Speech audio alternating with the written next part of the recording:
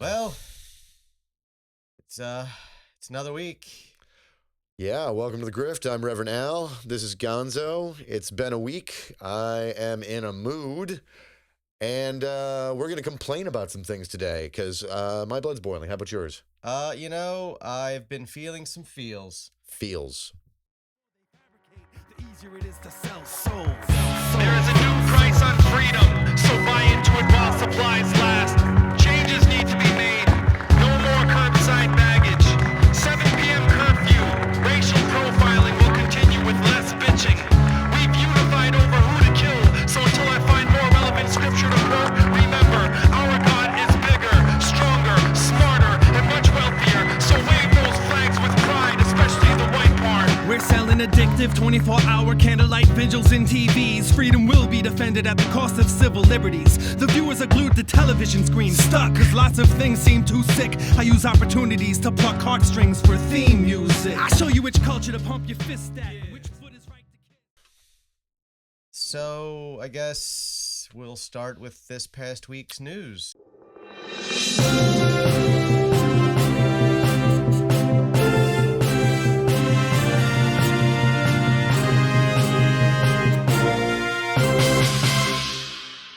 Give a rundown of what's happened and where we're at. Oh, so very much, right? Yes. Okay. Yes. Again, I am having trouble keeping the week straight. Yeah. So much is happening so fast. Even with, the ability to hyperfixate and the ADHD making brain go burr fast, Mm-hmm. I'm losing track. Yeah, it's hard. There's a lot of information out there. Let's stick with a couple of big items. We got looks like a ceasefire deal in Gaza. Yes, although they have apparently Israel has already bombed some Palestinians last night, Yeah. killing 71. Oh, God damn it. Yeah. Ooh, I missed that one. Yeah. I just found out about it like 20 minutes before you walked in the door. Ouch. Yeah. And that's when it comes to these things, I guess we'll see. But it is so far, it's basically the same deal we could have had back in the summer, only with way more. Like back before Biden even dropped out of the election, Yeah. we could have had this deal. It's virtually identical. Hamas is not going away. Very minimal security is supposed to be left behind up in like the northern part of Gaza. And for the most part, Israel's just pulling out. Not a lot of they plan to give up the hostages, but not a lot of guarantees And in I that. think there's a deal to theoretically release 1,000 Palestinians Okay. who are being yeah. held in Israeli prisons. All right. So that's that. Theoretically. But again, these ceasefire deals only last until Hamas retaliates for an Israeli attack. Right. Because Israel is incapable, apparently, of violating a ceasefire no matter what they do. Yeah. You drop bombs the day you announce a ceasefire, that's not violating the ceasefire because you're Israel. I mean, let's not forget that, there was once a 14-month ceasefire that Hamas had actually abided by, except for like these really small fringe groups that they actually punished, Yeah. like launching some rockets. And then Israel decided one day to bomb the hell out of a bunch of kids on the beach, claiming that they were terrorists. They murdered a bunch of children Palestinian. who were like playing soccer or some shit on the beach. Yeah. And that started, another round of rockets because that's what happens. Yeah. People don't like it when you murder their children. Yeah, no matter I mean, who they are. Well, okay, most people. we're weirdly okay with it here when it happens to our children. Like, Yeah. we don't seem inclined to do much about it. Particularly when it's one of us. Yeah. Like, I guess we need an outside enemy, If they were killing our children, it would be better. I don't know. Anyway, so that is that one. It does look like Trump's team is going to try to take as much credit as possible. And it looks like that the Israeli far right is wanting to give him as much credit as possible because they are not fucking happy. No, they're not. Oh, that's right. Ben Gvir, that article in Jerusalem Post. That's another one on Israel I want to touch on. Ben Gvir basically admitted to... who might be one of the most wretched human beings walking the face of the earth. Yes. Like he's in the running for worst person out of the 8 billion on the planet right now. The man is a convicted terrorist who is in the Israeli government in a very prominent position, and kind of controls the like swing portion of the far right that holds Bibi's like coalition together. Yeah. And because it's important to remember that in terms of the Israeli right, Netanyahu is a center-right moderate. Yeah.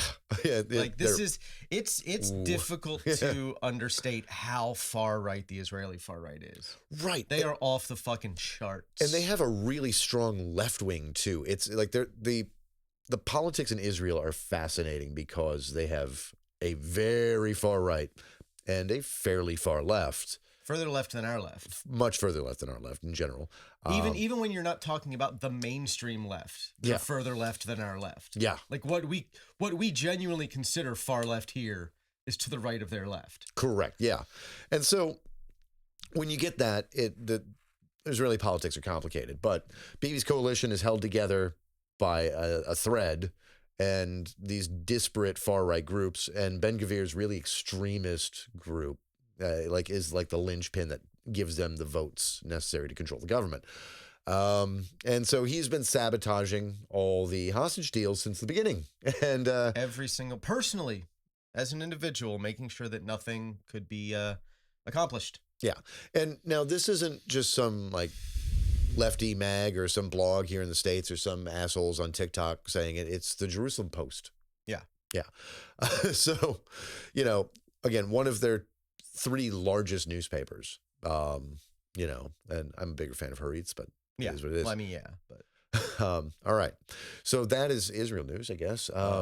Domestically, we've got the beginning of the confirmation hearings for Trump's appointments to his cabinet. Oh boy, these things. Wow. Yeah. Yeah. I mean, Rubio's was fine. Rubio's was what I expected a confirmation hearing to be. He went in, he answered questions, he wasn't combative. Right. He came across as someone who, yes, he is a conservative, but he is competent and theoretically qualified for the job he has been appointed for. Yeah, I don't like Marco Rubio. I despise Marco Rubio because I live in Florida and I have to deal with him directly. I hate that he was my fucking senator. Right. And I never thought he was a particularly competent senator, but he was, as far as the GOP He's always been wormy and mealy-mouthed and never seemed like he had real strong convictions. No, not a lot. Like he was always willing to do what he had to do to get by. Cuba and water. Yeah. He likes water. But so Rubio's is fine. Hegseth was, oh boy. At any other point in our history, Hegseth's confirmation hearing would have not only, first of all, his nomination wouldn't have gotten to the point of having a hearing. No, it'd be a national embarrassment. That hearing would have not only destroyed his any chance he had for appointment, but it would have caused other presidents to resign. Yeah. Like that would have been career ending up and down the chain. I mean, the defenses from GOP senators and they're. We did get the single greatest quote from any senator ever from Mark Wayne Mullen. Mark Wayne Mullen knocked it out of the park. Who is an ever-flowing stream of gifs with the shit that comes out of his mouth. Yeah. Do we have the quote? Because I think it's the sort of thing that it needs a dramatic reading. It is so deranged. Right. And unhinged and revealing. It says so much about him. Turn my ringer off. Sorry, guys. It says so much about him and the Senate as a body and the Republican Party as an institution. Right. And he did not know that's what he was doing when he did it. He thought he was being smart, which only makes it better because it's so fucking stupid. Yeah. All right. So he goes, how many senators have showed up drunk to vote at night? Mullen bellowed. Let's see. Have any of you guys asked them to step down or resign for their job? And don't tell me you haven't seen it because I know you have. And then he goes on. My whole point was that the senators on the other side were trying to act like, no, do they not have the really good part? I have the really good part etched into my memory for all time. Yeah, all right. So it gets to the end of this fucking little rant about how senators show up drunk and they do drugs and they do this and they do that and they break all these laws. And he ends it with, if my wife didn't love me, I would probably be in prison. Yeah, all right, there it is. You know, he asks about how many of us have not resigned for cheating on our wives, and you know, he goes on to thank Hegseth's wife for loving him. But the if not for my wife loving me, I'd be in prison. That is. I need to know what he did. What did you do, Mark Wayne? Need to know what he did to his wife. That did she not love him, she could have sent him to prison. Yeah. What'd you do, Mark? Mark Wayne. I gotta say Mark Wayne. It's your whole name. It's like a pimp named Slipback. You gotta say the whole thing. A pimp named Slipback. You gotta say the whole name. No. It's Mark Wayne Mullen. Mark Wayne Mullen. You gotta say the whole name. Fucking Oklahoma. You are not sending your best. I mean, maybe you are. Have you been to Oklahoma? Hey, Okies, are you sending your best? Is Mark Wayne Mullen Oklahoma peaked with the Flaming Lips, and the Flaming Lips topped out in 2002. Fair. All right. So that's where we're at. Not. They gave us "Color Me Bad." Oklahoma. Hinder.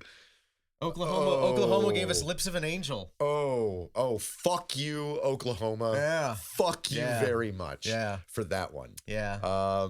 Every time I hear some dude sing that to his girlfriend at karaoke and just missing the fucking point entirely. It's like having Every Breath You Take as your fucking wedding song. Right. You know Lips of an Angel has been like 1,000 white trash dipshits wedding song. Absolutely. The first fucking dance. I have heard it at white trash weddings. Yeah. I've been to a couple and I have heard it. And my fellow whites, please do better. I'm fucking begging you. You're making me look bad. Please. And I don't appreciate that. Please do better. And I grew up in a small rural town. Yeah. I was surrounded by your people. I understand your people. Please stop. I guess in other, Pam Bondi's confirmation hearing did not go particularly well either when she basically admitted that she does not know what the job of the attorney general is. Yeah. Because she said that it was her job to be impartial. That is never the job of the attorney general. The attorney general is the lawyer for the government. Mm-hmm. They oversee the Justice Department. They are necessarily on the side of the government, whatever the government's position is. Yeah. That is the exact opposite of impartiality. It's the job. It's the job. And she doesn't understand what the job is. Yeah. Maybe if we throw 25 grand her way, she'll figure it out, because that seems to be all it takes to get her to do something. Yeah. Speaking of, another thing that she didn't seem to understand, was my favorite in the hearing, was when she was asked about birthright citizenship. Yeah, right there in the 14th Amendment. Yep. And she says, well, I would have to study it. I'd have to look into it and study it. And the senator's response was great, which is you want to be the attorney general of the United States and you'd have to study the 14th Amendment. I mean, just the fact that, like, let's think about this. She's been through law school. Yeah. She's a lawyer. Mm-hmm. There is no way she did not take at least one in-depth constitutional law class. Right. In either law school or pre-law at Correct. university. It's impossible. Con law is mandatory. You have to take it because it's the foundation of all other law in the United States. Yeah. And the 14th Amendment gets a lot of treatment. It is ever since it has been ratified and implemented and used to incorporate the states. It's been like the linchpin amendment to a lot of litigation and a lot of civil liberties and a lot of expansion of rights. And I mean, I couldn't even tell you the percentage of cases that like decide constitutional issues, but I would probably bet it's in the top 3 easily. Yeah. Like Yeah, without a doubt. I think it's got to be up there in terms of included. It's got to be up there with like the First and the Second Amendment. Yeah. In terms of like, and then fourth. Right. Actually, probably way ahead of the second, because even though since Heller in 07, we don't get a lot of laws. Right. We don't get a lot of laws. We don't get a lot of lawsuits around the Second Amendment. Until Heller, like, it was pretty much settled precedent how things worked. Like, there weren't a lot of questions around the Second Amendment. Yeah, there was the century of jurisprudence before that was like it existed. Clear. It was clear, but it was light because there weren't that many cases. Not a lot of like landmark ones or groundbreaking ones. So the 14th is big, but apparently Pam Bondi. Never heard of it. She'd have to. I don't know what that means. I mean, birthright citizenship. What do you I've never heard that phrase before in my life. Born. Okay, Pam. In the jurisdiction of the United States? No. I guess the other big news is the impending potential TikTok ban. Yeah. Which is moving quickly in really interesting ways. So we had these oral arguments before the Supreme Court on the 10th. And they were interesting. TikTok's lawyers and the lawyers for the TikTok creators made a lot of good points. They were very well spoken. They knew what they were talking about. They knew the technical aspects of what they were talking about, and they were able to explain it. The government's lawyers got laughed at by the Supreme Court. Like, the justices literally broke into laughter at them at one point. Yeah. Now, I don't know how SCOTUS is going to rule on this. I have a feeling they do not want to answer the fundamental question at the core of the case, which is whether the government can actually do this. I don't think they want to answer that. And they certainly don't want to answer whether algorithms count as protected speech, because they have avoided answering that question previously like 5 times. They don't want to answer it. They never want to answer it. They want to avoid that at all costs. I have a feeling they're going to issue at a last minute an administrative stay. That's my sense. Yeah. Especially since Trump has asked them to.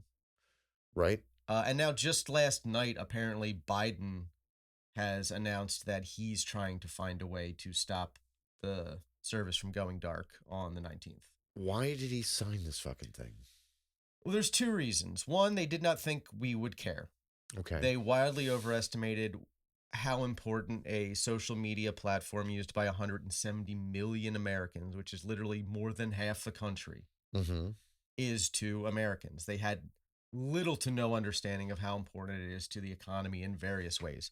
Our music industry relies on it. Right. Hit songs come from TikTok now. Yes. There are more bookstores now than there were when TikTok was started, because TikTok has so energized people into reading again. Right. They're mostly reading garbage, but they're reading again, and they're going to bookstores and they're buying books. Thousands of products that like are really interesting, unique. Their ads aren't terrible. Tens of thousands of small businesses that sell through TikTok Shop that will go under. The economic impacts were not considered at all. And it was also snuck into a bill for aid to Israel. You're right. Yes. It was part of an Israeli aid package back in the summer. Which, let's be real. Which they always say is a must-pass bill. And as someone pointed out, if a bill is a must-pass bill and you do not have a choice whether you pass it or not, why do we need Congress in the first place to pass the bill? It must pass. What's their job at that point? Right. Also, that the Israeli tie is kind of funny, considering, how angry, like, the State Department, DOD, and a lot of, like, very pro-Israel voices in the White House were because of the news over TikTok after January 6th. And it seems that, that had a big part of this ban. APAC lobbied hard Yeah. for the ban, and so did Mark Zuckerberg. Yes. Because he, in his infinite tech bro, billionaire, weirdo, bad perm wisdom, Mm-hmm. thought that if we ban TikTok, everybody will just flood back to Instagram and Facebook. But Reels sucks, and their Reels sucks. Facebook sucks. distribution and the algorithm is awful.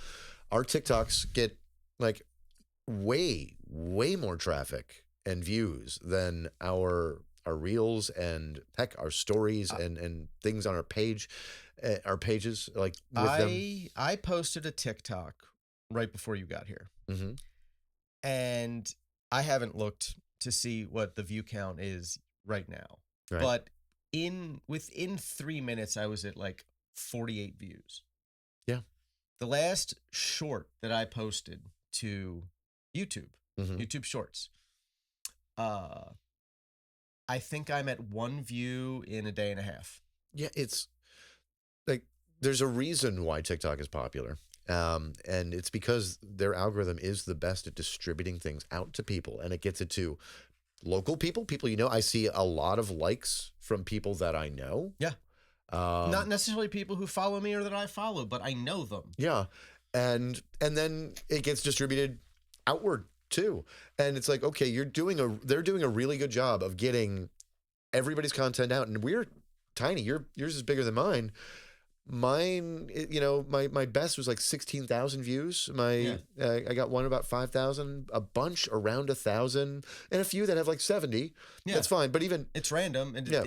there doesn't seem to be any rhyme or reason to what's going to end up on people's FYP and what isn't. Like, Right. If there's a secret sauce to that, I haven't figured it out yet. But the funny thing is about these, even the ones that have 70 views, if that video, when I posted on my story and on Reels, got like 12. Yeah. Right? It's like, there's no rhyme or reason, and Meta's algorithm just sucks. Well, I mean, but part of it is that the algorithm that ByteDance developed for TikTok was developed specifically to amplify small creators. Yeah. Whereas the algorithm that Meta developed is specifically developed to amplify animosity and hatred. Yeah. Like it was designed to fuel rage, And because they have decided that rage is better and creates more engagement, which is true to a point. right. But like, man, that's not healthy. It's not healthy for the platform because it makes the platform a fucking anger-fueled cesspool. And it's not good for like the mental health of the users who are just being fed insanity to make them angry about shit they would not have otherwise thought about, let alone gotten pissed about. Mm-hmm. And on my shorts and my Reels, I am just getting big creators. Like it's like, Yeah. you know, at 35% large creators, and a lot of them are guys who started on TikTok and got big, but you don't get any traffic on Meta's property or Google's property, Right. Unless you are, you know, large and have a big following already, and it's weird. Yeah, if you can inorganically get a bunch of hits right out the gate, it will keep feeding your content to other people. But Right. if you are new to the platform, good luck. Like that's why it takes so long to build a channel Mm-hmm. on YouTube. Like if we did this podcast or something like it exclusively on TikTok, which we never bothered to get an official TikTok for the podcast because none of this happened until after we didn't decide to do any of this until after the election. At that point, it looked like TikTok was going to be going away in a couple months, so it didn't seem like an investment that made sense. Right. But even if TikTok is banned on Sunday, I think looking back, it would have been a good investment from day one to Yeah. have had an official TikTok account. And if TikTok ends up surviving this and it continues going forward, we're definitely creating one. Yeah, for sure. And it'll be, you know, we might just be resharing our own personal posts to it, but we'll probably make content just for that. I'm sure we will, both of us. I'm sure. All right. What else we got in the news? Yep. As you said, Biden looking to try to unwind this a little bit.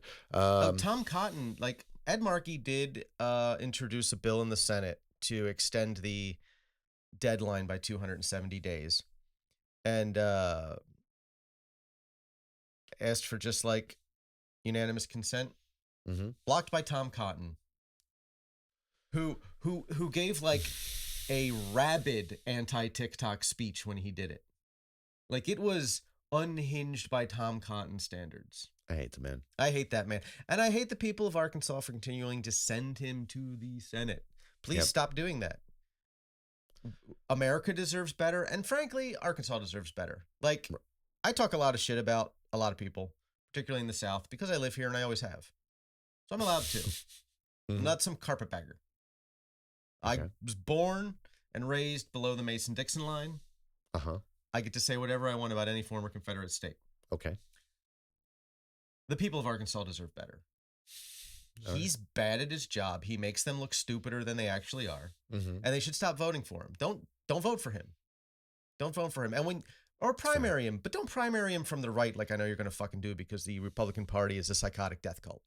Yeah, as soon as he says something reasonable, he's going to get forced out. Yeah, fucked. Now, that's the problem with the GOP. He probably as soon as they say something reasonable. Speaking of... He probably never needs to worry about that because he's a genuinely, inherently unreasonable human being. Yeah. But if he ever accidentally says something that's reasonable, he's fucked. He's out. Speaking of people who are fucked for being reasonable... Oh, God. Who now? Mike Turner. Mike Turner, yeah. This just broke this morning. Yep. This can't be good. The former chair. The House Intelligence Committee. We're projecting into the future here. We know how this is going to go. The House Intelligence Committee, because Republicans control the House and have for several years, is chaired by a Republican. Right. The chair of that committee, which is one of the most important committees. Yeah, it's a very serious committee. Even the crazy cult of the GOP at their worst all these years have made sure that somewhat serious people have been on this committee. Yeah. Because it's a very important committee and because this is a committee that can be the difference between something like 9/11 happening and something not. Right. Like that's the import of this committee. It oversees our intelligence community, our intelligence agencies, the entire intelligence administrative apparatus. The members of this committee get meetings nobody else gets and information nobody else gets and make decisions nobody else makes until they finally help it go into law. Right. And that's big. It is like, obviously, we like transparency. We want more of that from these assholes.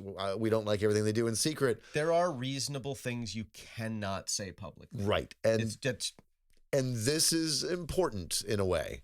And so Speaker Johnson is removing Mike Turner as the head of this committee. Who, while a Republican, especially during his time on that committee, has been seen as reasonable and bipartisan and serious about the job and understanding what the job means and what it entails. Exactly. And he has been fired from that job because Donald Trump told Mike Johnson to do it. Yep. So you have to ask yourself, why does the incoming president not want competent oversight of the intelligence apparatus of the United States of America? I mean, I have suspicions. I have a memory. I have a memory of a man by the name of Mike fucking Flynn. Mike fucking Flynn.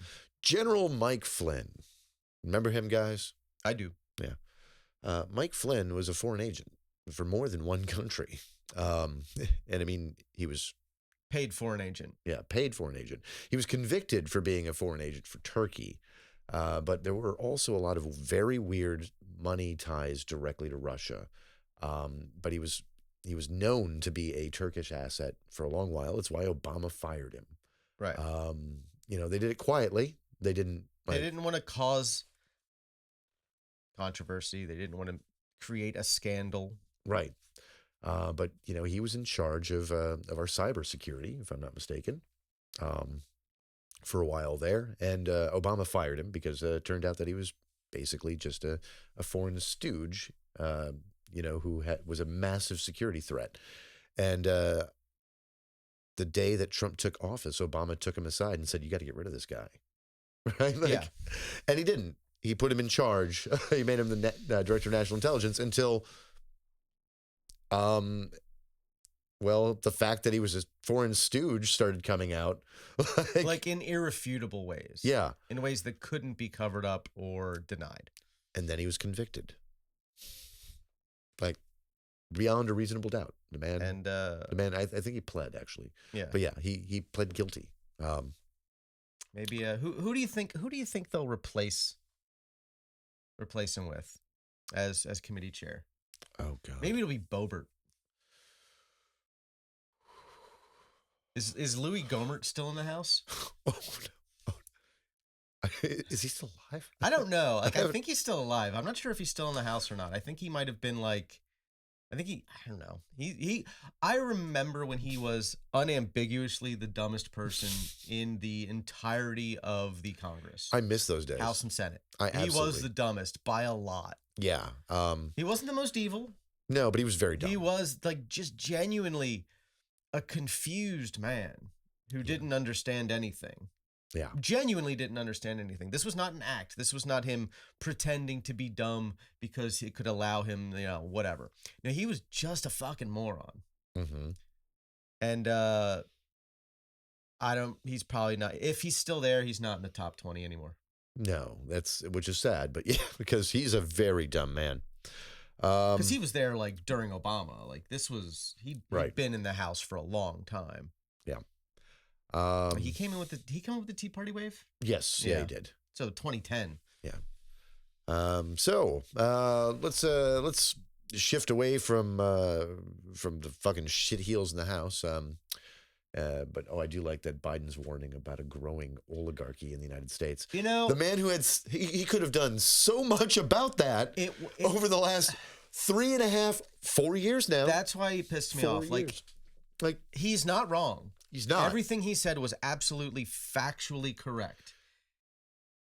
Without any question. Yeah. And he didn't do anything to prevent it. And I put a lot of blame also on Merrick Garland here, because he could have prosecuted Trump earlier. The man was a coward and didn't. Merrick Garland. It took pressure from outside and a lot of it. When historians look back on Biden's presidency, mm-hmm.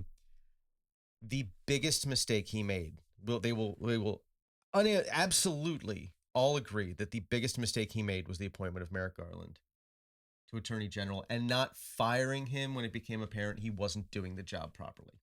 Yep. That was the biggest mistake he made. The second biggest mistake was his handling of Gaza after October 7th. Yes. Yeah. Hands down. And those two mistakes are why we are facing a second Trump presidency. Mm-hmm. Had those two mistakes not been made, honestly, we'd probably be talking about Biden's second term. Yeah, and how much we hate that. And I would be so much happier to be complaining about that. I would be thrilled to be complaining about that. I would love to do nothing but just be able to shit talk Democrats for being ineffectual and not doing enough, rather than what we're going to have to do for the foreseeable future in this country. I love telling Democrats how much I hate them. And yet I am stuck in a position where I sometimes now have to tell them, yeah, okay, guys, please do what I need you to do. I'm on your side right now. Like, I hate them. I hate them because they don't try. Yeah. And they're weak. Yes. And they're afraid of their own platform to the point that they'll change their own platform because they're scared that they chase this mythical middle that doesn't exist in this country. No, you get guys like fucking Fetterman talking about how, he's basically going to sign on to a bunch of Trump's worst unhinged bullshit in order to, I don't really know why. I don't know what his end goal is. Yeah. And Schumer. I mean, he did have a stroke, so maybe his brain doesn't work anymore. Maybe, but, He was a piece of shit before then. Yeah. But it got worse. It did, not everybody who has a stroke gets worse after one, but some people do. Some people do. I mean, it can change your personality. Yeah. And it seemed like previously he at least had a filter where he understood what a bad look was. Right. But we all fell for the shitty things I didn't like. Yeah, we all fell for the populism of him in the beginning, and that's one of the problems with populism in general. Is it's really easy to disguise horrific shit Right. in good sounding rhetoric. The guy turned out to be Joe Manchin in Carhartt. I mean, Yeah. like what? That was totally unexpected. The guy had these great memes and these attacks, and he spoke like a progressive. When he says he didn't call himself one, that is a lie. I found at least 5 quotes. Yeah, he absolutely ran as a progressive, called himself a progressive, said he was the progressive choice. Did that in the primary and in the general election. Mm-hmm. Like, he didn't pretend he wasn't a progressive. He pretended he was. Right. But he tries to revise that history, which is funny about him. All right, getting out of Washington, but something that American politics is going to be angry about. Our religious right is going to be very, very enraged at the old man in the Vatican, who says that the religious must work together to seek bridges of peace. And he's calling for different faiths to come together to work towards common good. And we know how American Catholics are going to love that, particularly the converts. I am wondering at what point we end up with a true schism in the Catholic Church. A whole new, like, American Catholicism. It could happen. The Orange Catholic Bible, if you will. Right. Oh, Frankie Herbert. We got some ideas for you. Yeah, I mean, maybe he he hit the nail on the head in a way that he didn't realize. Well, as long as we get a Kwisatz Haderach, though, you know. I want to ride Shai Hulud. Yeah. All night long. So, and winds are dying down in California, so that's good. That's good. They needed that. The discourse around those fires has been more horrific than I expected. Like, if anytime there's any kind of natural disaster in California, you get the normal ghouls who are like, it's the Hollywood satanic elites getting what they deserve. Like, right. That happens every time. What normally doesn't happen is the party that controls the government saying that we are going to condition your aid on concessions you as a state will make to the federal government. That we won't even tell you what they are yet. Right. But there are gonna be conditions on the aid we give you. And there's that is gross. And then there's all the mismanagement talk, which the Bill Burr clip on that, when he was on, I think it was Bill Burr has, no pun intended, been on fire lately. Yes. Was he on, was it Kimmel or one of the two? Anyway, he was either on with Kimmel. He was. I just saw a clip of him on Kimmel talking about Luigi Mangione. Okay. Yes. That was it. Yeah. And he's talking about how, all these people are saying it's mismanaged because people see it from the internet. It's like, this is the biggest fire LA has ever had. It's never had a fire like this. It came out of nowhere. It's not immigrants and homeless people starting the fire. It is brush. It's fucking brush in a dry period with giant Santa Ana winds. They haven't had rain in 9 months? Yeah. It's been a shockingly long dry spout. Even if, I've seen a lot of complaints about the fire hydrants don't have water. You can't beat this with fire hydrants. No. You can't beat this with water. You need trenches and tons of water, and they can't just take all the seawater, like people say. You don't want to salt the earth, right? You salt the earth. Like it's only 0.9%, but that's still salting the earth, and it's a bad thing, right? That will cause more problems long term. So yeah, you don't want to do that. So look. It looks like it's actually being incredibly well managed for what is happening. And the fact that there have been so few deaths and they're containing it somewhat is impressive. The only thing they can really do now is manage the evacuations properly. And they have done a fantastic job of that from what I can see over here on the opposite coast. Yeah.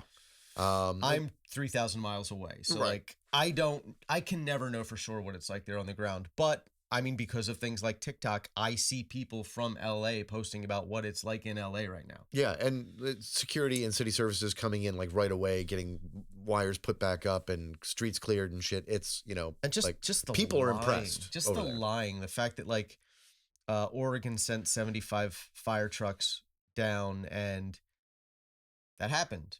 Right. And the story that you're hearing is that they sent 60 fire trucks that were stopped by the California bureaucracy and prevented from entering because they had to do environmental impact statements first or some shit, which just did not happen. Yeah. It didn't happen. That didn't happen. We got the same Tens things of around million- FEMA when the hurricanes came through. Like, we're hearing the whole $750 thing again already. yeah, Well, they said they're gonna pay to rebuild California, but they're only giving North Carolina $750 a piece. No, you get $750 instantly, so you don't starve right. and die in the elements over the couple of weeks before they can actually start assessing the real damage and doing actual rebuilding, and then figure out what your losses were and reimburse you for your actual losses. Right. That insurance doesn't cover. That insurance doesn't cover up to certain limits. Because again, I mean, I personally think that society and the federal government and the state as an entity, the government, right, should be responsible for making sure that we all have a basic standard of welfare and take care of us. I feel like that I believe that. I believe that is covered under the phrase common good. Right. I don't know what the common good would be outside of that. Yeah. Now, while I firmly believe that, hundreds of millions of Americans actually don't believe that, and that's not the governmental system that we have. We don't exist under that, right? Right. Like that is not the structure of the state that we have. We decided to leave most of it to the market and personal responsibility, and that individual liberty meant being left alone, not being helped. That was the system we built. So while I have long advocated that we have a much stronger social safety net for these things and that people have access to guaranteed housing and that we, not have giant corporations like insurance companies, which I'm going to go off in a minute about that. You had a day. You've had a day. I've had a day. But, have giant insurance companies, at the helm here, right? I didn't want that. You fuckers did, right? And so since you fuckers want that, stop, particularly the same fucking people, like the same voters complaining about the $750 checks. Tend to be why conservative. we have the system that we have. You gave us this shit, you Nixon voting motherfuckers. So, yeah, like fucking But no, callback. speaking of insurance in general, like the fact that we can be legally required to have insurance. We can be forced by the state to purchase this product, and that they are allowed to cancel our policies at their whim, that they are allowed to deny our claims at their whim, that they have no legal responsibility to us as people who are forced by law to be their consumers is inexcusable. So I'm going to go off on a little bit of a tirade about insurance here for a second. Because I set you up. You tee it up. Set me up. I tee it up. You hit the ball. Fucking going for it. All right. So the first thing I want to say is that my commercial insurance premiums on the business that you work at and I do things for, and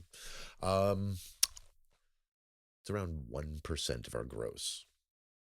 1% in the state of Florida. Now, not many people might understand what that means. So what does that mean exactly? 1% of gross. So out of every dollar that we take in, a penny just gets thrown away to a company that I've never needed. I've never had to call. I've never had a claim at all. I only have in the event that either the building burns down, we're destroyed by a hurricane, which it's way more expensive to add wind coverage, by the way, or somebody like slips, falls, and breaks their neck at the business. That's it. Under those circumstances, someone who's not a worker, because that's workers' comp. That's workers' different. comp, which I've learned about that. Yeah, which is a percentage of our payroll, by the way. Yeah. Yeah. So we pay a percentage of our payroll for that, right? So, which is my largest expense, by the way. Payroll? Yeah, payroll is the biggest expense that we have. I mean, payroll's probably the biggest expense at most small businesses. It is, yeah. And so our payroll is huge, and we pay a percentage of that to workers' comp. I pay 1% of the gross, so a penny out of every dollar that comes in, I just throw it away, burn it, right? And that's before you get to the electric bill, which, we have 3,100 square feet with 26-foot tall ceilings. So it's not right. It's a huge volume. Yes, that is a lot of volume. I haven't done the math yet in because Florida. I don't want to. In Florida, it's 3,100 square feet with 26-foot tall ceilings inside in a building in Florida. Now, that means the air conditioning is running all the fucking time, even in the winter. Yeah. This is like the only time of year it's not running. And we actually have the heat on for a couple of days. Yeah. Because there's a global cold front. So you got your payroll, you've got your electrical, you've got your water bill. We go through thousands of gallons of water every week. Perpetually escalating rent. We're perpetually escalating rent that keeps going up in this city. And all of these additional expenses, but 1%, 1 penny off of every dollar that comes in gets thrown to the commercial insurance gods, right? So that's on the commercial side. Mm-hmm. My homeowner's insurance has gone up like $1,000 in the last 2 years, $1,000 a year. Like I rent, so I have renter's insurance, but even that's not cheap. It's like $35 a month. Yeah. That I'm never going to see any kind of return on. That's just money I'm throwing away every month because having a lease requires me to do so here. Yeah. I don't have a choice. So yeah, I think all in all, since buying the house, like homeowners insurance is going up like $250 a month, so it's like up $250 a month. That's like, well, thanks, I guess. And I remember just burning that money. I remember when I was looking at purchasing a house, which this was back in 2015. Right. At that point, homeowners insurance for the year would have been like $1,200. Yeah, no, it's a lot higher. $1,200 a year. So it was less than $100 a month. Yep. And here's the thing. And that was wrapped into whatever the mortgage would have been. So it's like it was a hidden cost you didn't even think about. Yeah, here is the thing with that too. I live nowhere near the fucking water. I don't live anywhere near it. What's your elevation above sea level? For those who know Florida, having a positive elevation is a good thing, right? Like you're like, whoa, yeah. Having a positive elevation is an impressive thing. Right. That's unusual. Yeah. This is a flat ass state. So from I-4 down. Especially if you're along the coastline, Yeah. like just, anything, if you're in like, the teens, you're happy. And so, no, I'm at 69 feet above sea level. Nice. Yeah, right? Nice. 69 feet above sea level. I'm like 2 miles inland. I don't have. Storm surge is not a concern or consideration. So it's just wind happen. from a Cat 4 and up that I'm worried about. That's it. Like, so, but yeah, no, it's gone up over $2,000 a year since owning the place. And again, no claims. No. And if you tried to file a claim, they would just cancel you. Yeah, and raise my rate if they did. And yeah, but you're legally required to have it. Legally required to. You don't have a choice. Yep. And our state government is not doing anything to address this problem. They are going out of their way to pretend it is not a problem because it's more important to ban books and put dudes who don't believe women should be educated in charge of universities. Yeah. That one too. But yeah. We'll come back to that. And so, and then as you said, legally required. The most legally required is auto insurance, which I just had my auto insurance company. Now, I won't lie. I started paying manually because having it run on a credit card that I've been having a hard time keeping down because I just have so many other expenses. So I didn't want it automatically run. I've just been paying manually every month, and I felt like a couple of weeks behind. Not bad. So I paid 2 months premium at the same time. But apparently, they thought there was still something owed or whatever. I don't know. All I know is that they kept trying, apparently, without notifying me, to run it on this credit card that didn't have an available balance. And I tried to take it off. I thought I did. And they kept running it. And so now I wanted to go make my payment. And they show me as canceled for the NSF payment on the credit card. It's been less than 30 days since my last payment. It's not even the due date. The due date is the end of the month. And yeah, they were supposed to be billing me. And what's funny is like late last month, mid-late last month, I took a vehicle off that I got rid of, an older one, that, I no longer had. I had junked it. So I took that off. My bill was supposed to go down $200 a month. Their billing system still shows that I'm going to be billed for it. I just don't have a policy. I call them and they're like, we can't reinstate it because it was a non-sufficient funds payment. It was like, you tried to run a credit card that didn't have any money and I've been paying manually. What? and your system did not show me I owed you money Yeah. when I was logged in there. But no, and I get a lot of mail, a lot of junk mail. I have, I own 2 businesses and I'm not home ever. So like I must have missed a notice if I got one. I'm going to have to dig through my mail, but You may or may not have gotten one. yeah. Because the same exact thing happened to me at the beginning of December. Mm-hmm. I got canceled by my auto insurance for not sufficient funds. And I couldn't get it reinstated. I couldn't find new insurance. The quotes I was getting were outrageous because I had been canceled for no sufficient funds. The following month, the same insurance company double billed me for the month that they said I had missed and that current month, and then just reinstated me without any notice whatsoever. Jesus Christ. Like if I had not actively been looking, I would have never known it happened. Right. And so now I'm like paranoid and I'm checking it constantly. right, no shit. But I would have never known it happened. Yeah, I was sent a notice in the mail, but they sent the notice in the mail after the date they said they were going to cancel my policy if I didn't fix the missed payment. I went and saw an email saying that my payment was coming up end of the month, and I went to go and pay it early. And this is how I discovered this today. Like, I wasn't even a month behind. Oh, Jesus Christ. It was like 9 days. Yeah. Okay, so fuck you. And this is why Luigi Mangione did the right fucking thing. Yes, he not only did nothing wrong, he did the right thing, the correct thing, the moral thing. I have no qualms against what that kid did, because you know what? Allegedly. Allegedly. We don't want to prejudice anybody into believing that he definitely did it. Whoever did what he is accused of doing did America a fucking service. And there's only like look, guys, dear Americans, American citizens out there, you boys, girls, men, women, all ages, and others, theys, thems. Yep, sorry. I want to be gender inclusive. Guys, gals, and N pals, as they like to say. Oh, yeah. N pals. I like that one. All right. Yeah, I like that one too. That's nice. We got enough of them. Yeah. Oh, God, we do. I think I have more N pals than guys and gals in my life at this point. It is a growing number. Like I did not expect everybody. I'm like, no, I'm non-binary too. I'm like, all right, cool. You do you. I mean, I am as cishet as they come. It just is. What about that? Where was I going? Oh yeah. There's only what the fuck were we talking about?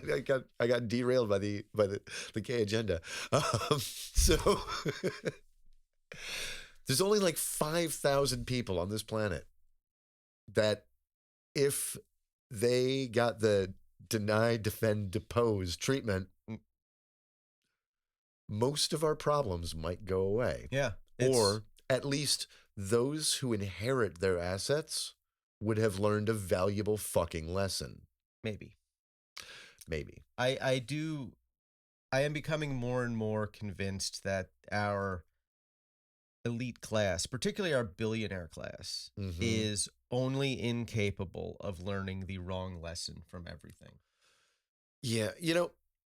How did Bill Gates not all right.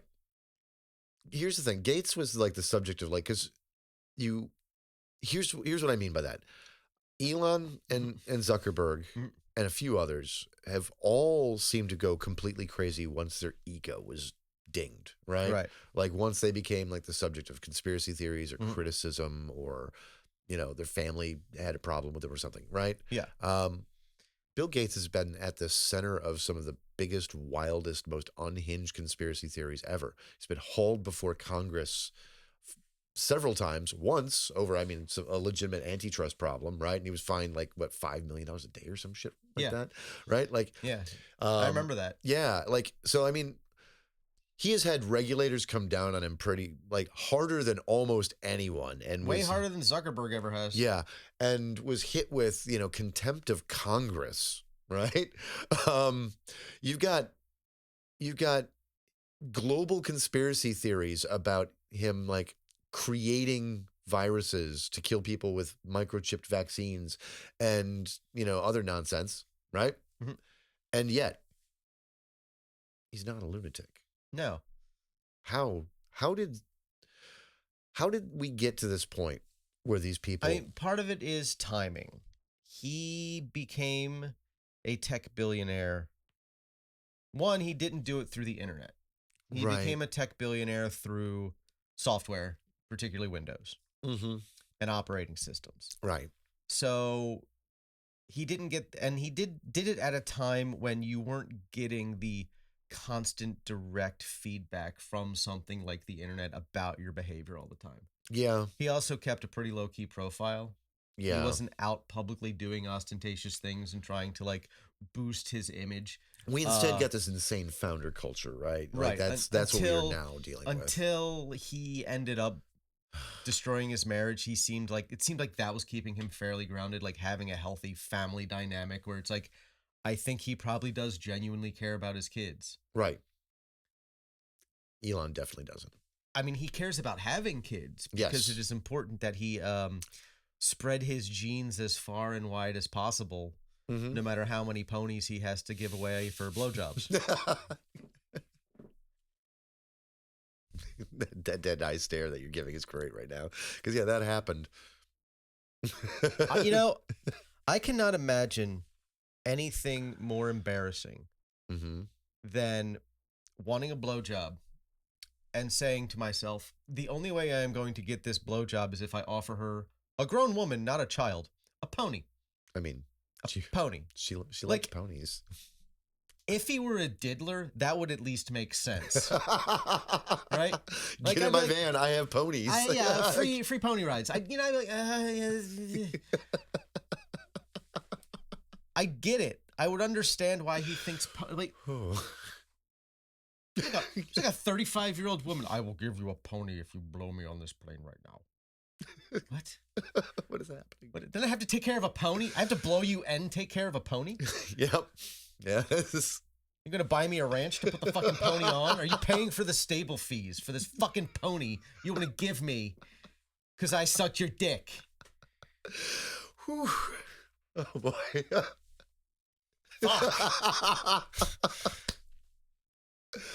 Oh, my God. Everything is so dumb. I mean, Zuckerberg's out here talking about how corporations need more masculine energy. Like, Because as somebody pointed this out to me, I saw this on TikTok. Somebody said that, you know, Zuckerberg says that there are more CEOs with the name John than there are CEOs who are women.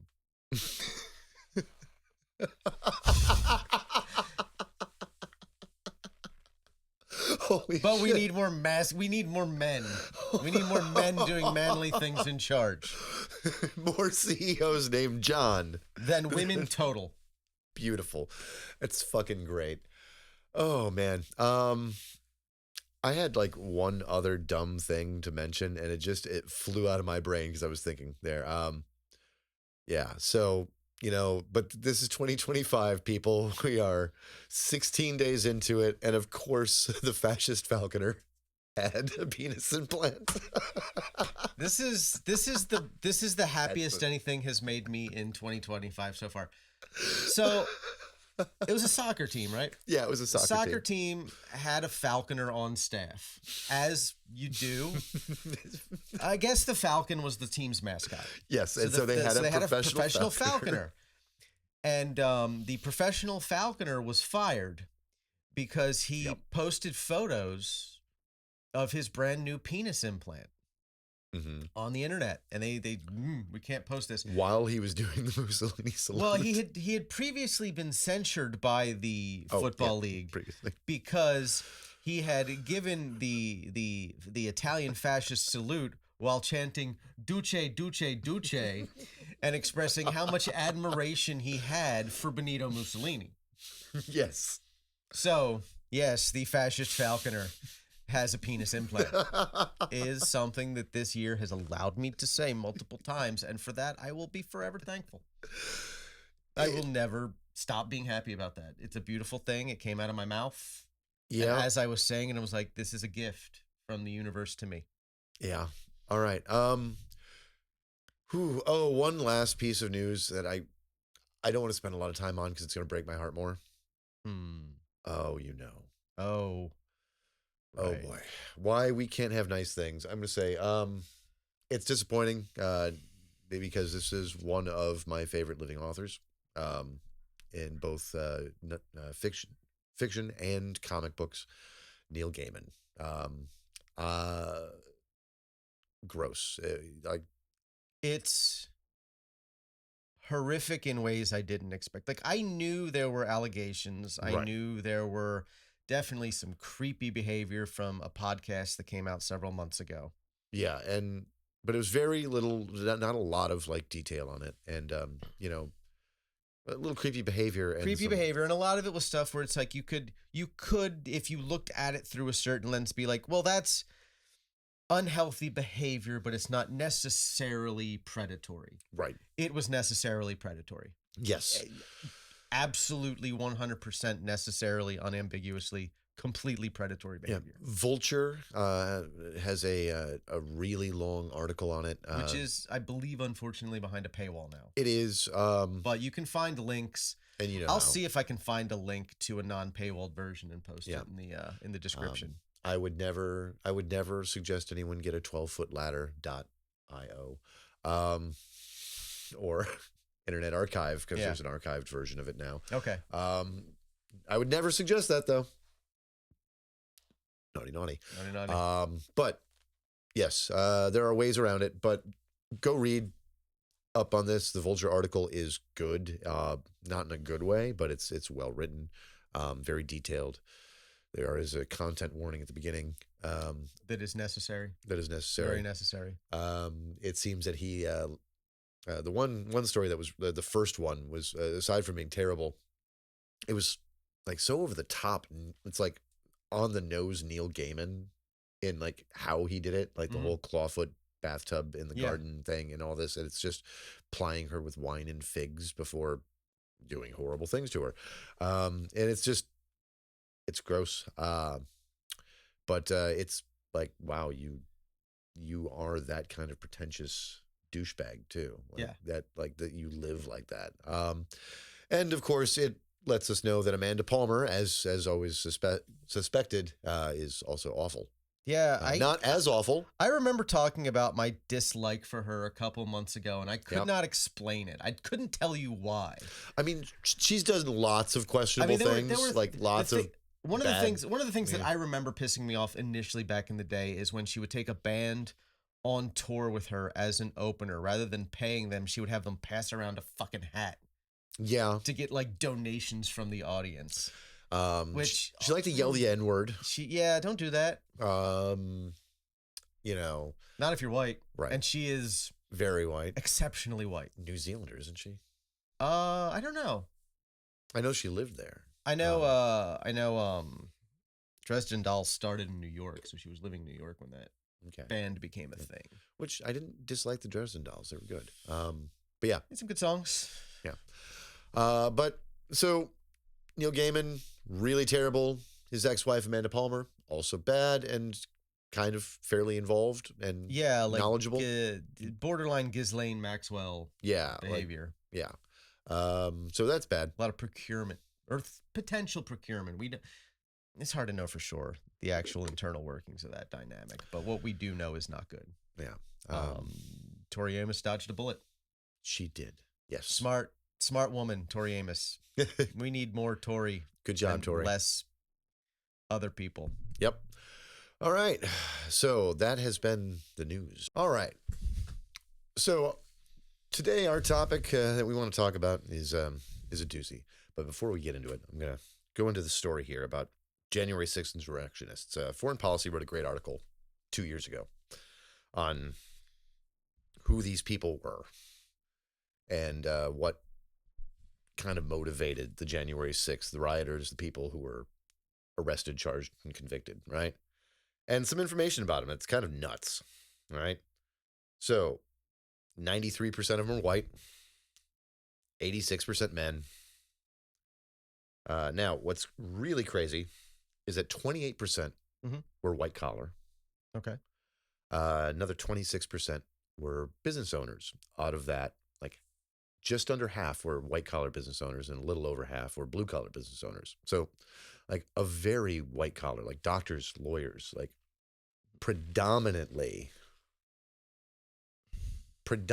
people of like the upper middle class and like the lower upper class, like a ton of them. A lot of dudes in pickup trucks who have contracting businesses, that Yep. type of stuff. Those type of white collar business owners. Yeah. And then on top of that, they weren't rural. A lot of them were urban. Now, suburban-ish, like, like around here, we live in a metro area, with two fairly large cities, Yeah. and one much bigger than the other. But around them are all these bedroom communities that are all clustered together, and it's nothing but strip malls between them. I got a guy down the street, about a mile south of here. He not anymore, but for the longest time, he had a $90,000 giant fucking F-250 size pickup truck with a 5-foot giant Trump flag on it. Yep. And so these bedroom communities, and the kind of like, working class or, upper middle class areas around cities. Mm-hmm. So they're not really rural guys. But their big motivator among them was the idea that racial demographics are pushing out white people. It was the number one motivator among over 60% of them. And foreign policy did a great piece on it. And how they got there was this concept called the Great Replacement Theory. It's a conspiracy theory that we're going to go into. Conspiracy theory. Yeah, we're going to dive into that today because it is the answer to essentially every question you have about why what is happening Yep. in this country right now and in the world more broadly, because this is something that's not just negatively impacting the United States. This is happening all across white majority countries. Yeah, what we call the Western world. And it is a big problem that is getting worse, because some very prominent people have jumped onto it. So now let's see. So where did it begin? So what's the genesis of what we call the Great Replacement Theory? Well, there are two. Okay. There's the modern version of it, but this goes back to like the protocols of the Elders of Zion, of course. I mean, and it goes back to like just in general, the European fear of outsiders coming into your lands, your kingdom, because they weren't countries at that point. Nation states didn't exist, and pushing you out. Right. And that xenophobic fear has always existed. But this version of it goes back to, it starts with some anti-Semitic conspiracy theories that were going around Russia and then later Germany. And you hear it crop back up in, some like interesting language that gets used today. Like, cultural Marxism. Heard Jordan Peterson's favorite two words. Yep. Newt Gingrich was big on this, and then later Jordan Peterson. What is cultural Marxism? Well, that's the funny thing. They refuse to define it, but it has a definition. It means being angry at God for the crime of being. Yeah. It came from the Nazis, and they complained that the Jews were turning society. Cultural Bolshevism at that point. Correct? Cultural Bolshevism, correct. Cultural Bolshevism. And they argued that the Jews were destroying German society by making it too left-wing and too tolerant, and also that they were filling demographic roles that they shouldn't, and that they were supporting women and minorities in roles that they didn't deserve. And that, basically the Jews and gypsies were going to replace the Germans in the upper classes. It was nuts. So that's where it started. Mm-hmm. That's how we get it today. Now, the modern genesis. Renaud Camus, not to be mistaken for Albert Camus. Yeah, Albert, great. The superior Camus. The superior Camus, if you will. I love absurdism. So inside of you, there are two Camus. there's- One is going to have a cigarette and some coffee instead of killing himself, and the other is a ethno-nationalist. don't listen. Don't listen to the ethno-nationalist. Yeah, no. So around 1996, he started writing about this conspiracy theory. And he started as a fairly leftist, economically leftist thinker. There's a lot of Alexander Dugin in his bullshit. Yeah, and that's, I mean, here's the thing. So if you are a bit racist, but otherwise like economically left wing, and you believe in a welfare state, but you think that certain people are gonna Should be excluded. right, it becomes easy to make conspiracy theories about them. And so that's what these assholes do. And basically that we're going to see a replacement of the elites. A new version of the elites are going to replace, he started with the white French and Europeans in order to replace them with non-European people. He was Muslims, right? He was, yeah. It was primarily like the fear that Muslims were going to flood into France and destroy the essence of French culture and French language and replace the French with it was mostly Algerians. Yeah. They were worried about, he was concerned about, if you don't want people from your colonies coming to your country, maybe don't have colonies. Right. There's a real simple solution to that. Try not to colonize. Don't colonize North Africa if you don't want North Africans to be part of your country. Yeah. That seems like the simple solution, but apparently, here's the thing. Algerians in France, for the most part, assimilate, and every group of immigrants that goes to France has, for the most part, assimilated. Sometimes it takes a generation or two. That's true of essentially every immigrant group in every country, everywhere in the world. Exactly. Here in the United States, we had these nativist movements before. Anti-German ones even. They thought the Germans were going to replace the Anglos, and, we were all going to speak German.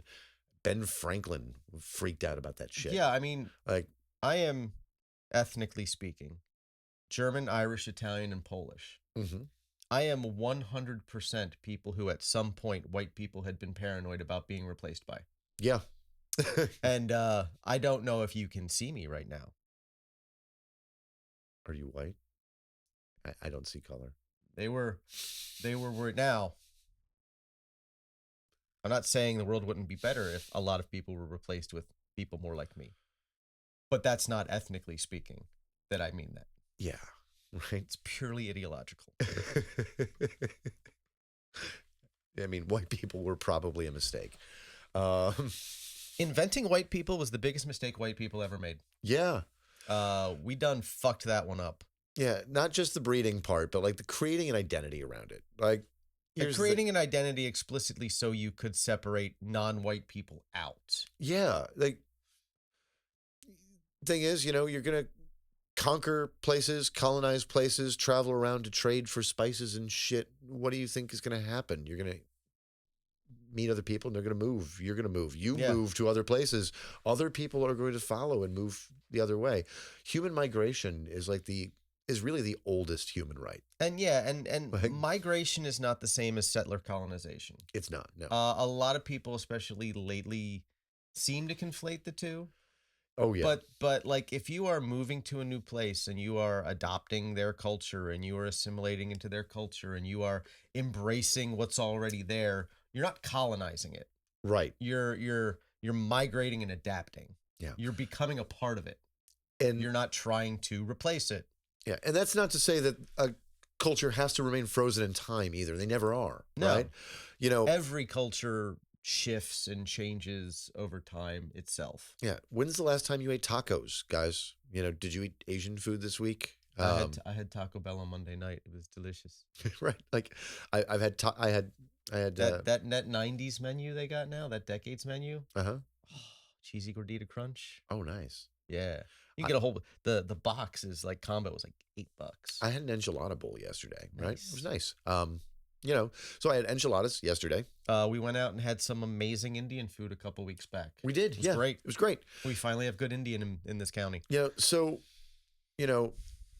our culture, our society hasn't remained frozen in time because a bunch of white people moved here. And then once some Indian folks moved in, they couldn't make food anymore. And right? I'll say this, I don't know of a white majority country that is more true of than the United States. Right.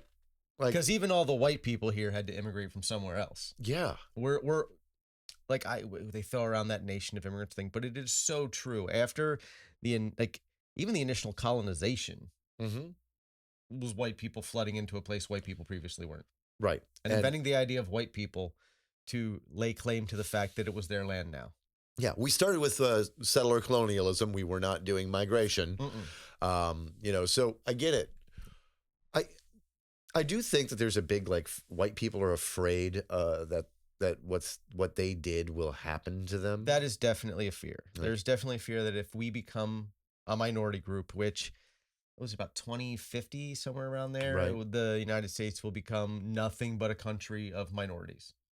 Because white people will only be 49%. We will still be the biggest minority in this country by a lot. We will be a plurality. We will be the largest racial demographic. And if regardless, the global climate can hold on, limp along until that point, I think that is probably at the point where we can really start to make some progress in this country. I hope. Towards actually living up to the ideals we've pretended to have for the last 248 years. Yeah. That being said, I fear that there will be a lot of Americans who will have a dream of Rhodesia. Oh, Rhodesia. Yeah. For those who don't know, Rhodesia was this little pariah state in the 70s. I don't know. So it was this little pariah state in the 70s that started off as a British colony. And then they... as most things do. Right. Historically. And white people were like 3% of the population, and they controlled the entire government, every voting block, You just have to think of it as South Africa, but more South Africa. Yes. Like hyper South Africa. They made South African apartheid look almost better. It was fucking disgusting. And then they fought this long war against most of the rest of the country. And it was brutal and it was bloody. It went about as well as you'd expect it to. Yep. And now there is no more Rhodesia. Which it does still exist as a dog whistle, though. It does. It does. I have seen people talk about like Rhodesia rising. That's in the last 5 to 10 years. Yeah, that's why I brought it up. Because there's a lot of talk about it on the right, especially in the alt-right and fringe right areas. Guys like Curtis Yarvin, who writes under the fucking pen name Mencius Moldbug. Right? Who is... why not just call yourself Biggest Dickus? Yeah, which... make up a fucking name. Biggest Dickus. I am Clitoris Maximus. Which, that's... And so guys like J.D. Vance are into this shit. I haven't heard him mention Rhodesia specifically, but he just dreams of it at night. He dreams of it at night. And there's this South African news page I followed on Facebook that was just racist as fuck for a while. I haven't seen it in a long time. I think it got nuked. But like now, they spent nothing but all of their time worried about the concept of ranch attacks. Oh yeah, that was Lauren Southern did an entire documentary about that, about how white South African farmers were being purged by the savage black majority. Right. And so when you look into it a little bit more, it turns out sometimes some farmers get robbed and shit. That happens. Sometimes there's some violence. It's poverty breeds crime. Yep, poverty breeds crime. You take the opportunities you can to survive. The entire continent of Africa has been raped for its resources for centuries now, and 400 years. Yeah, give or take. And the population has a lot of poverty and not a lot of infrastructure. So they also have a lot of borders they didn't decide on. That also drawn true. for Yes. them by Europe, which and that causes a lot of problems. Again, ethno groups having to share territory can be good, But when you force them all into one set of borders that they didn't quite agree to, and now they're trying to form a government with different cultures that works and functions, it becomes real fucking ugly real fucking fast. Yeah. So these things happen. But yeah, they have these attacks or these spates of violence that do happen against some farmers.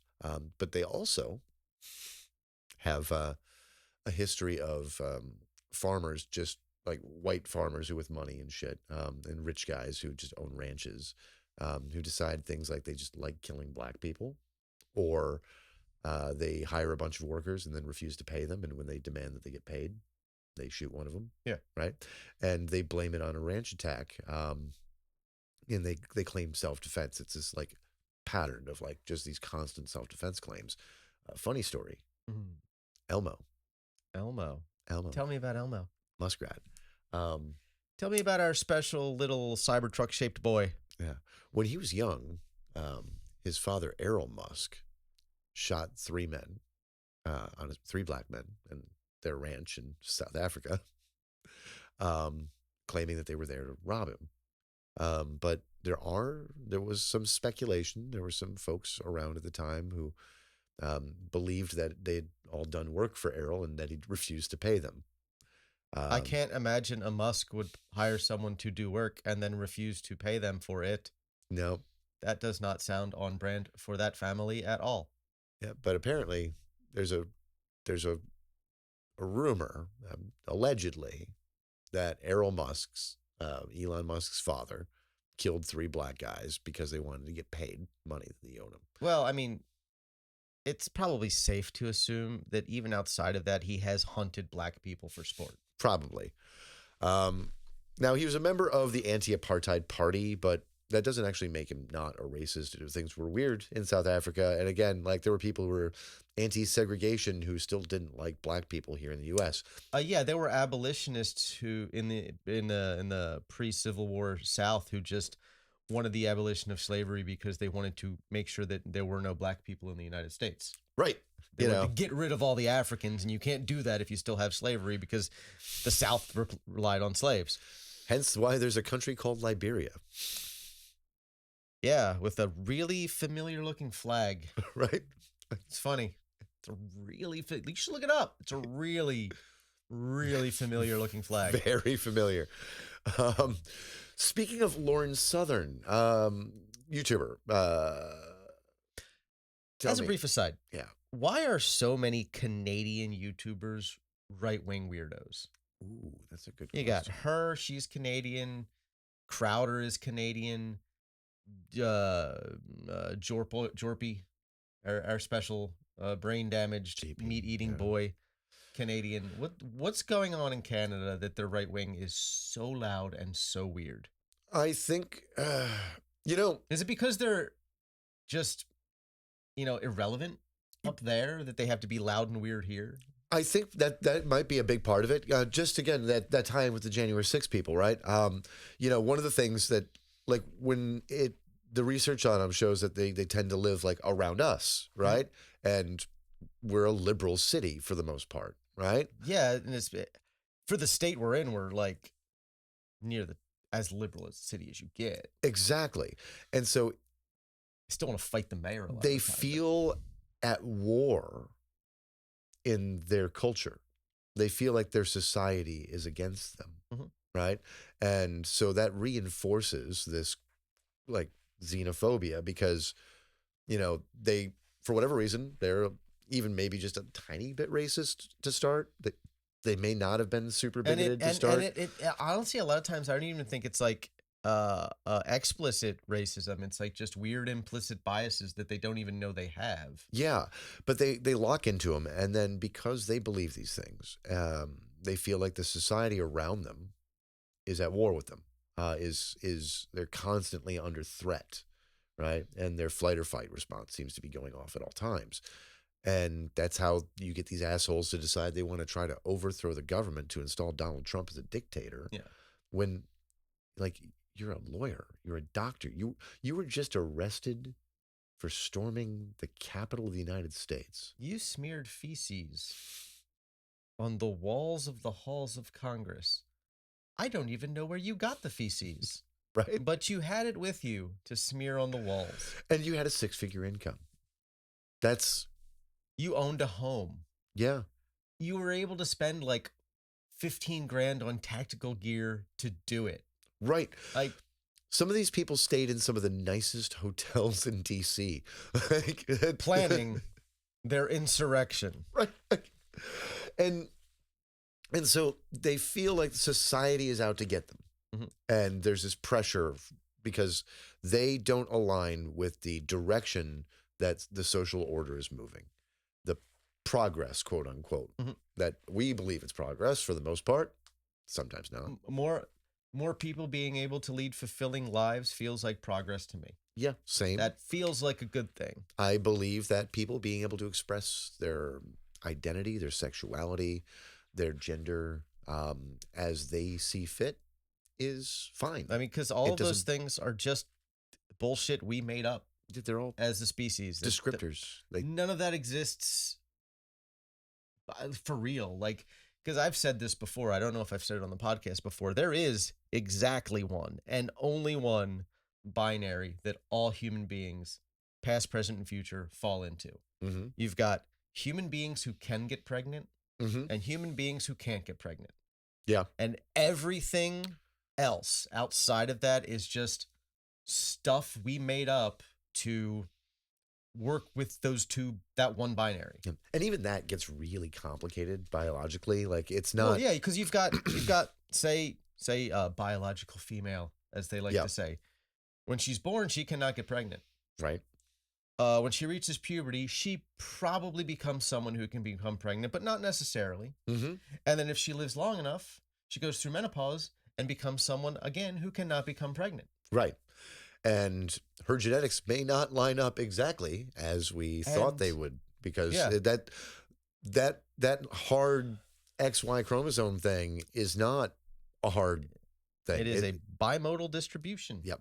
And so it turns out that that sometimes, now again, tiny percentages. You're Mhm. right. Yeah, sure.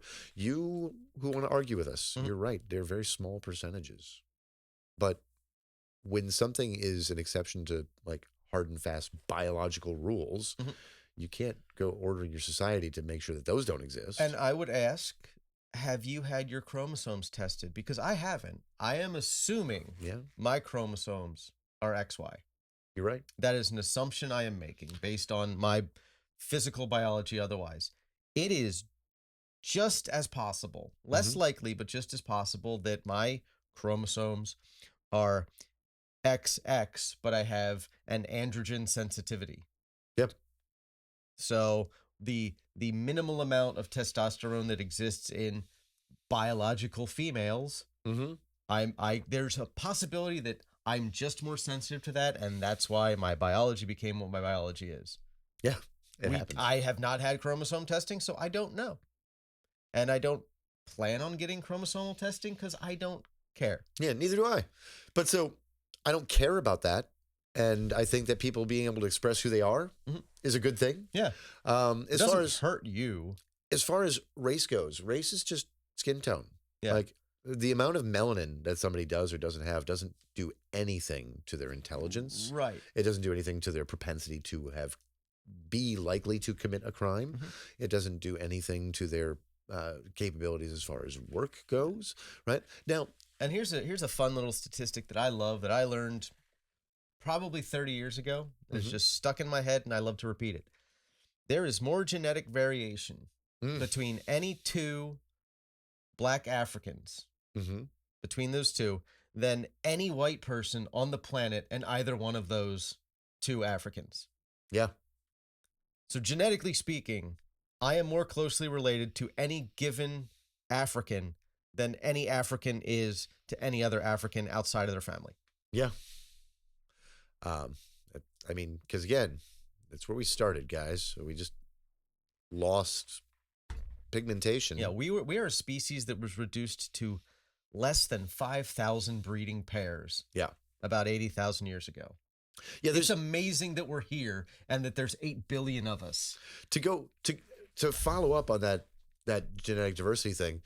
No two chimps, even siblings, they two chimps that are siblings have more genetic diversity between them than the entire human population. Yeah. Yeah. We They're more diverse. They're more genetically different than any two humans on this entire planet. Like me and guy in China. more closely related than a brother and sister chimp. Yep. That. And this is just What are we fighting over, guys? Like, you know, the color of our skin, it makes no sense biologically. It makes no sense developmentally. The only thing it does is it makes some sense culturally, right? And if you're trying to bolster certain systems, it makes sense. yeah, but I'm not trying to bolster those systems. I don't care. I mean, capitalism becoming what it came was probably necessitated it Mm-hmm. to get where it was. Like I don't know that capitalism could have become what capitalism is now without creating these delineations and using them Yeah, I think as economic leverage. It's tough, but yeah, you're I mean, the thing about it needing an underclass to keep things going, it seems relevant, right? And it also helped keep segments of the underclass docile. Yeah. Because you look at if you're an Irish indentured servant Mm-hmm. and you're being treated like shit, but there's a black guy over there who's a slave with no rights, And you have some. and you have some, you are going to be more comfortable with how you're being treated because of how poorly that guy over there is getting it instead. Yeah. That's you at human least psychology. you at least get rewarded, and there's an end at the end. There's a light at the end of the tunnel. 7 years and you're done. Right. You're not good. Your children aren't going to belong to the guy you're working for. Yeah.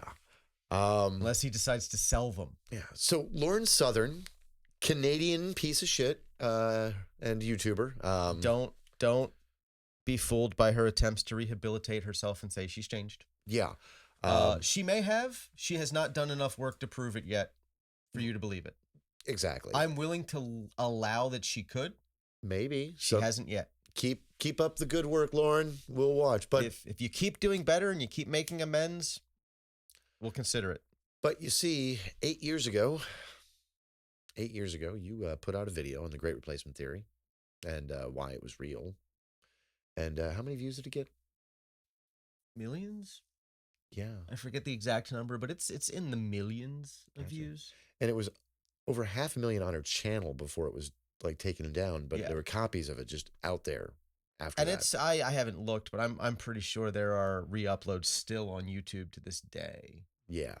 But You know, small channels that fly under the radar get nuked, and then they start another new channel and re-upload the same bullshit, knowing they're going to get nuked, but they still get like a few thousand views before it happens, and that's all they care about. It's just getting the message out there.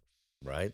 Then a year later, It's a sick strategy, but it is honestly a strategy that the left could learn something from in this country. You're not wrong. We need to be better about messaging and amplifying our messaging even when we're getting taken down and restricted yeah, for it.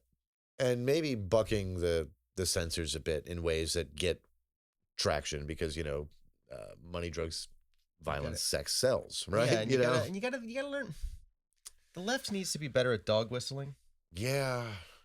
Yeah. Like, I posted a TikTok earlier, and I might have said, and this is a dog whistle that not everybody's going to understand, but for people who know, they fucking know.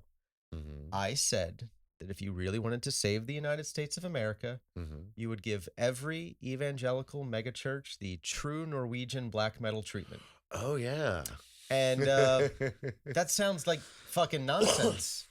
It does. Unless you know. If you know. And if you know, you know. You know. Yep. So. During Sunday service, by the way. Oof. Yeah, because I mean, the mega churches in Texas have more money than God and basically have bought like their state house. There are 2 billionaire mega pastors in Texas who are basically trying to personally buy the state government. Yeah. They're terrible. But hey, guess what? Good news. They're gonna ban any references to abortion services on Google. That'll be fun. So yeah. Okay, so Great replacement. Great replacement. Lauren Southern does that bullshit. It is all tied together, so it our is. asides aren't unfounded. That's the problem here, and that's what we're getting to. So following year, you get Faith Goldie's a candidate for mayor of Toronto. Yes, mayor of Toronto. So publicly embraces a great replacement theory. Let's see. I mean, it was explicit. The Christchurch shooting Yeah. in New Zealand. The fucking, 58-page, absolutely deranged manifesto the shooter wrote. It was just repackaged Renaud Camus. Right. Like, it was basically just his book rewritten, but worse. Oh, Jesus Christ. So. And it was specifically focused on Muslims. That's why he specifically attacked a mosque. Because he believed Muslims were going to taint and destroy the purity of Kiwi culture after they colonized it and stole all the islands from the Maori. Jesus Christ. I mean, so you're murdering a bunch of people in a church. Yeah. Because the country you colonized is being replaced by brown people. You're being replaced by brown people in a country you turned Different into a brown people than the brown people you replaced, you're convinced are trying to replace you. Yeah. Like, this is the core of right-wing identity politics these days, and it's everywhere, and it's in the right of every white majority country on earth. Mm-hmm. And not enough is like, yeah, we're all screaming that's racist, right? But we're not saying, guys, we're not pushing back. Like, immigrants. Oh God, Grady, fucking Sheriff fucking Grady, whatever the fuck his name is. Grady Judd. He was on TV yesterday. Yesterday. It was nuts. He was on the fucking television yesterday. It always is nuts when he gets on TV with just a walkthrough of photos of immigrants who'd committed crimes. And he's just over and over and over again, this immigrant committed this crime, this illegal immigrant committed this crime, this illegal immigrant committed this crime. And it's like, look, here's the thing. Yes, some immigrants will commit crimes. Some illegal immigrants are going to commit crimes. They're like 1/5 as likely to commit a crime as a native-born citizen of the United States. Mm-hmm. And illegal immigrants are the least likely to commit crimes. Because they really don't want to be in contact with our legal system. Absolutely not. In any way that they don't need to be. They're not going to draw attention to themselves. Yeah. And so some of them will. Like, it's a statistical inevitability that any large population of people will have individuals who commit crimes. Violent acts. Right. Especially violent crimes. Yep. Like, but a lot of these were just mistaken crimes too, like a drunk diving and shit like that. Mm-hmm. It was just every possible crime he was just going through, and some of them were horrific, yes, but there's a white guy that did it fucking the same thing a half mile away, twice, right? That happens. Yeah. And we're not pushing back on why this shit is garbage. And any large population is going to have these things happen. You can't stop it. It's impossible. But we're so bad at wrapping our brains around that.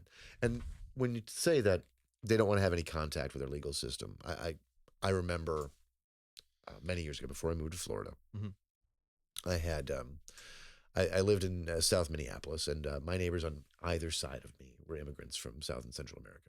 Right, great people. Now the immigrants to the left side of my house, if you're facing the street, that couple, they also rented an apartment in their basement, and now the gal, the girlfriend, she was definitely undocumented, and I don't know about the boyfriend, but I do know about the girlfriend, and I heard arguing and sometimes like saw things between the two of them from time to time that, it was like The couple that rented the apartment to them, the owners of the property, great people. Them and their family were fantastic. But this guy was kind of a douchebag to his girlfriend. And one day, it's a Sunday afternoon. It's cold. It's very cold. I'm having coffee. I'm in my robe watching the news, and I get a knocking at my door. I go to the front door, and I get a porch, and then I open the porch door, and there she is, holding her baby, her face bloody, just beaten in. I'm like, what the hell's just happened? I bring her onto the porch, and I'm like, are you okay? And she doesn't speak a lot of English, and she wanted help. And I'm like, I can call the police and call you an ambulance. And she's like, and she got real nervous and real hesitant really fast. And she was like, no. I was like, you're hurt and your baby's hurt. And she's like, and you look afraid. She's like, he's going to hit me. He's going to kill me. And, eventually I talked her into letting me call her an ambulance. And I do. And because until next week, hospitals are the sort of place where you're not supposed to have to worry about that. Yeah, exactly. And, this is still when Obama was president. Yeah. And, the police eventually show up, and the boyfriend had shown up too. And he's trying to like sweet talk her. And I'm like, yo, no, get out, get away from my porch. Right. And my ex-wife is taking care of the baby while EMTs take care of her. And like, thankfully, she didn't get rounded up and tied up in the system, but she was afraid to. Right. And she had been living in this apartment getting beaten up by this guy for months and months and months. As a prisoner. Yes. Afraid until eventually he went off on her so bad that he gave her a black eye and a bloody nose and a split lip, and she ran away with her baby in the snow to a neighbor's house. I don't want people to be forced into that situation. No. I hate that. No. And if you are listening to this, you have a moral obligation to be the sort of person a neighbor could run to you for help. Yeah. And not have to worry about it, what you're going to do to them. Right. I will never call ICE on anyone. Unless Donald Trump is suddenly found out to be an illegal immigrant, then he's a maybe. I will cheer if they strip Musk of his citizenship for lying on his citizenship paperwork. There'd be beautiful irony there. It would be hypocritical of me. I don't believe that should be a thing. Sometimes schadenfreude is delicious enough it excuses hypocrisy. Right. It happens. Yeah. And I'm not gonna feel bad about it. The reason that we're talking about this is because fucking 61% of people who voted for Donald Trump in the 2020 election believe that a group of people in this country are trying to replace native-born Americans with immigrants and people of color who share their political views. And of them, a larger than healthy percentage believe that this is orchestrated by the Jews. That's the status of these things. If there's one thing that I have become acutely aware of in my life, it's that every single modern conspiracy theory is just the protocols of the Elders of Zion repackaged with maybe some words done like a find and replace on certain words. Yeah. Every single one of them. And even conspiracies where it doesn't make sense. Like if you trace back where the conspiracy theory came from, how it developed, it always tracks back to that fucking pamphlet. It is insane. Every goddamn time. A pamphlet that we have known was a hoax essentially since the day it was published. Yeah. What was it, 1912?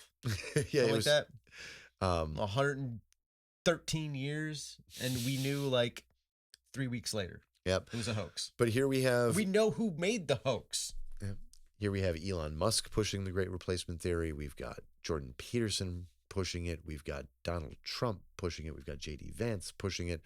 It's now, I will say, I don't know that Trump fully knows he's pushing it. No, I don't think but so. Everybody around him does, and everybody around him understands. Stephen Miller understands. Oh, yeah. Steve Bannon understands. Steve Bannon and Stephen Miller have both written about it and read extensively about it for their own admission. Like the people that they read when they say they read people, guys like Yarvin and others, and yeah, they talk in the dog whistles of this theory over and over and over again.